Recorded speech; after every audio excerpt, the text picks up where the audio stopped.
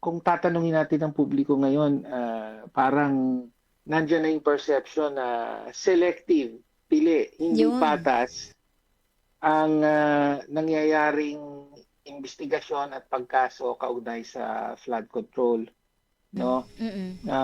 Malakas yung perception na, well, kapag kaaway ka ng administrasyon, madidiinan ka. Pero pagka kakampi Mabilis. ka or bumaliktad ka at kumampi ka na rin, ay biglang may sasantabi muna yung mga aso. Di ba? Opo. Mm.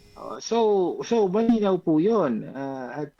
Hindi lang yun, malinaw din na meron talaga na mga, sabi nga, sacred cow, hindi Ah. gagalawin, hindi Mm. ginagalaw.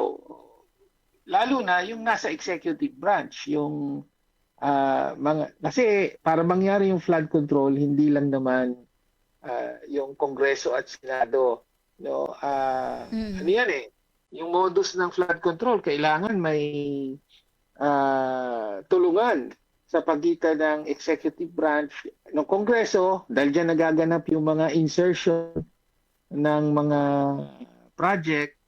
Tapos sa executive naman, dahil dyan nangyayari yung actual na bidding ng mga awarding sa mga contractor, at sa mga contractor na yun nanggagaling yung mga kickback.